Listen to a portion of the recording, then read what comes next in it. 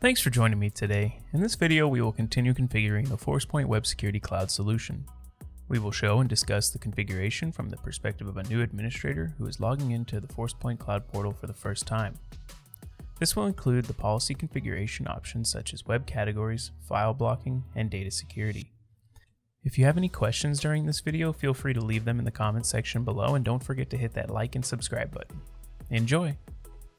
For this video, we will primarily stay within the policies. Let's go ahead and navigate to Web, Policy Management, Policies. The Policies page is where we will see all of the policies that have been created within your account. Most likely, the only policy that you see here is the default policy. This page is where we can create new policies or test the filtering if you are trying to troubleshoot a user's access to a website. For now, let's go ahead and click on the name of the default policy to edit it. Once we've clicked on the default policy, we are brought to the General tab. The General tab is where we can change the name of the policy to something that is more relevant to your organization or leave it the same. We can also configure the administrator email address, which is where system messages will be sent. This page also shows us the pack file addresses that are associated with this policy, and these are unique per policy. Here you can configure the time zone and the internet availability. The internet availability setting allows you to block all access to the internet during specific hours of the day.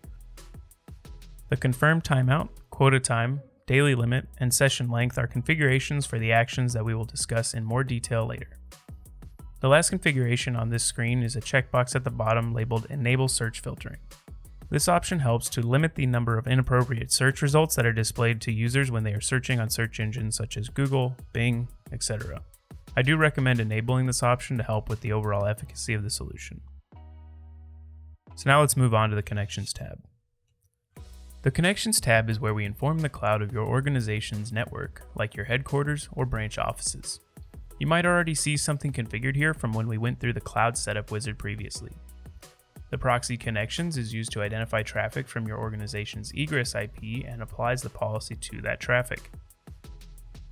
The egress IP is the public-facing IP address ranges, or IP subnets for your networks or offices. If you have different networks that you would like to apply different policies to, then only configure the egress IPs that you want to be filtered by this policy. The proxy bypass is where you configure specific IP addresses, subnets, or domains that you would like to not be filtered by the Web Security Cloud solution. The proxy bypass is helpful if your users have issues with websites or tools that do not work well with a proxy, like Office 365 sometimes. This is a bypass, so the traffic will be sent direct to the destination, thus it will not be logged by the cloud proxy. So now let's move on to the Access Control tab. The Access Control tab is where we can configure how your end users are identified by the cloud service and when they are prompted to authenticate. Typically, the default configuration works for most customer use cases. But let's discuss what's available here anyways.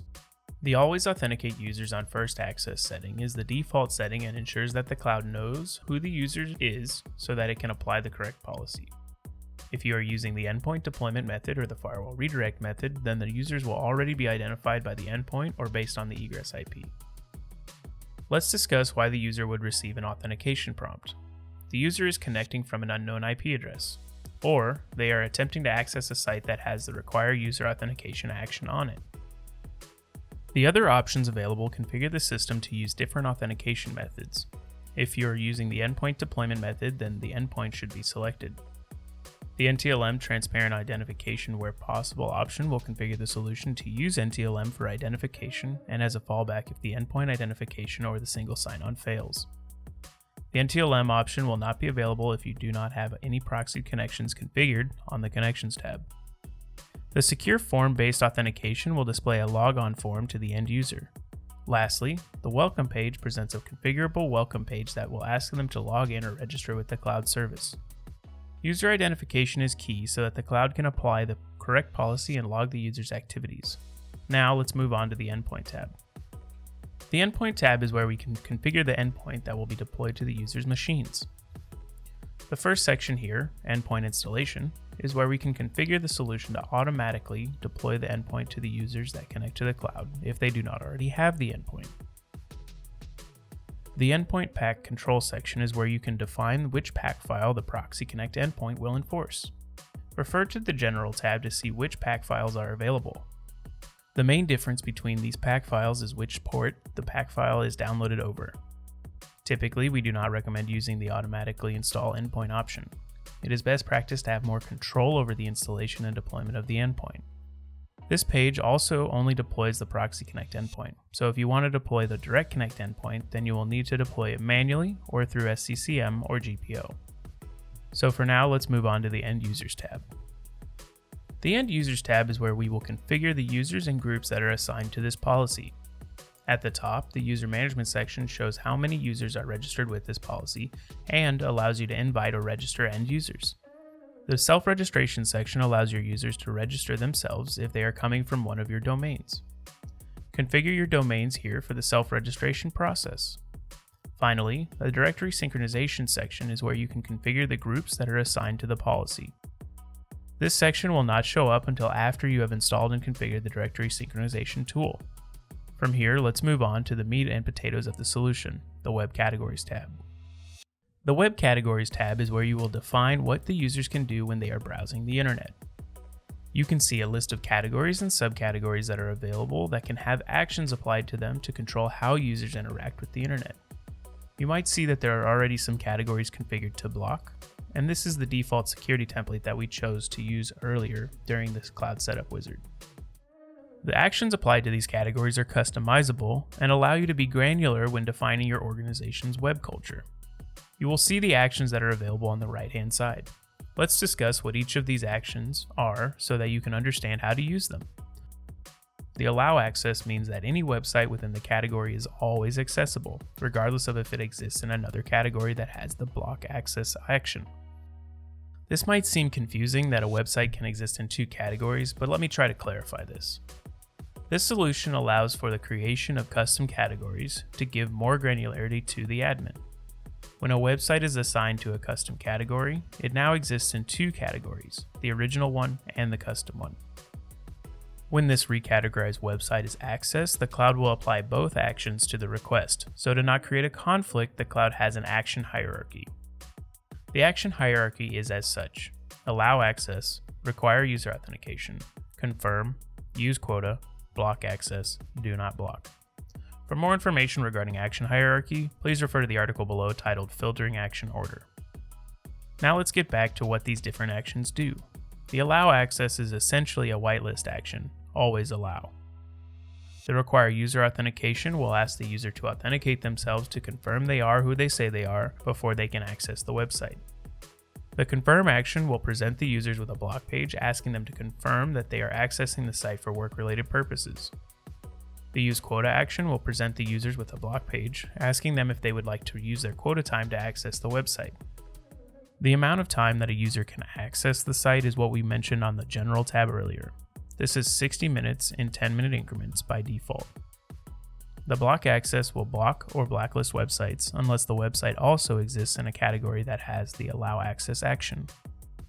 Last but not least, the do not block action will defer action to another category or allow the website through.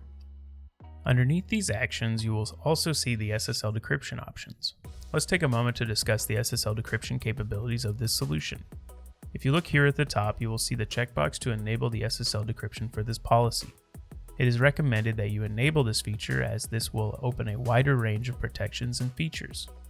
The SSL decryption feature allows the Forcepoint cloud service to perform real-time content analysis and categorization. Let's take a moment to understand the value of the real-time protection versus the static non-real-time protection. For example, your user goes to CNN.com, which is an HTTPS site and is statically classified into the news and media category. No problem, the news and media category is allowed by the policy. Let's say that CNN.com gets hacked or there is something else malicious on the site, such as a malicious link or file.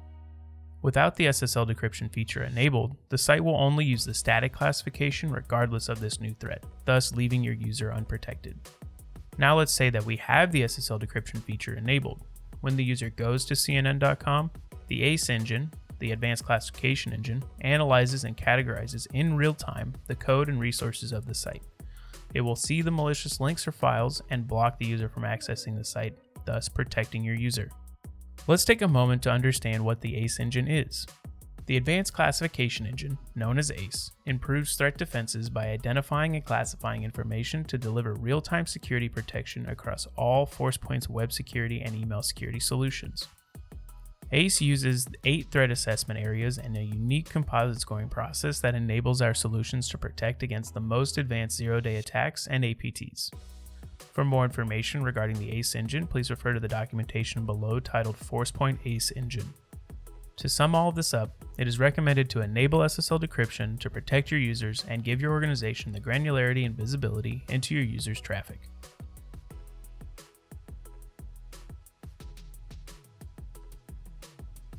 With that said, there are some situations where decrypting SSL traffic is not recommended. You will notice that some of these categories have this padlock icon next to them. The padlock denotes that this is a privacy category. A privacy category might contain sensitive or private information about your users, such as PII information, in the health category. If your organization has concerns about encroaching on your users' privacy, then it's recommended to disable SSL decryption on the privacy categories. Moving on to the other options on this tab. The SSL decryption bypass dropdown is where you can configure specific host names that you do not want traffic decrypted to. This is different than disabling the decryption of a whole category because it targets a domain specifically. The last option on this tab is the category exception. This is where you can create exceptions or change category actions for specific users or groups that are assigned to this policy. Next, we'll move on to the application control tab. As I mentioned before, when SSL decryption is enabled, there are certain features that become available.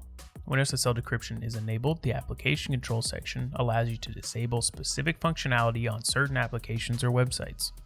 For example, with Facebook, we can disable the user's ability to post, upload photos, upload videos, etc., but still allow the user to access Facebook. This feature allows you more granularity over what the users can do while browsing the internet, even to allowed websites. Next, we'll move on to discuss the file blocking capabilities. The file blocking tab is where you can configure the solution to block specific file types when the user is attempting to download them. These include image files, executables, archives, etc. At the bottom, there is a section to define other file types that you would like to control when the users try to download them. Next, we'll take a look at the Data Security tab. The second to last tab in the policy is the Data Security tab. This is where we can find the data loss prevention, DLP, capabilities that are included within the policy. Here we can see that the solution is able to monitor or block when it sees information related to PII, PHI, PCI information. The monitor option will keep a log of the transaction that includes the sensitive information, while the block action will block the user from uploading the sensitive information. You will also see the sensitivity options here next to that action. The sensitivity basically defines how much context is required around the valid trigger. For example, the wide setting just needs a valid number, while the narrow requires the word credit card number or CCN near the valid number. The data theft section will look for transactions where data is being leaked out to the internet, knowingly or unknowingly. This could be due to a user's ignorance or malware. We can choose the action and sensitivity same as the data security section. Now, let's move on to the Web Content and Security tab. The last tab and policy configuration page that we'll discuss in this video is the Web Content and Security. As I mentioned earlier, the solution relies on the ACE engine, the Advanced Classification Engine, for real-time content analysis. On this page, we are given some control over how the ACE engine filters traffic for this policy. The only option that you might want to enable on this page is the Analyze Links Embedded in Web Content. This will provide more accurate categorization of certain types of content.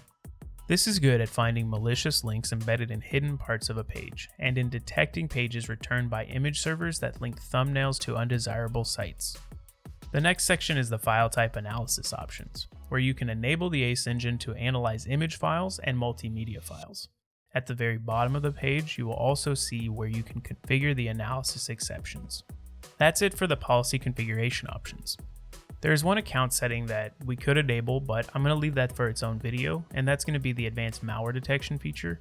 So if you're looking for that video, go ahead and look at the next video in this playlist or search for Forcepoint Web Security Cloud Advanced Malware Detection.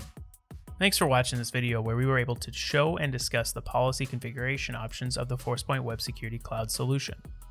This included policy configuration options such as the web categories, file blocking, and data security. In the next video, we will configure the advanced malware detection feature. If you are not subscribed for this feature, then you can skip to the video where we configure the directory synchronization client. If you have any questions or comments, please leave them in the comments section below or reach out to your account manager for more assistance. If you would like to see more of these videos, feel free to hit that like button and subscribe to be alerted when more videos are posted. See you next time.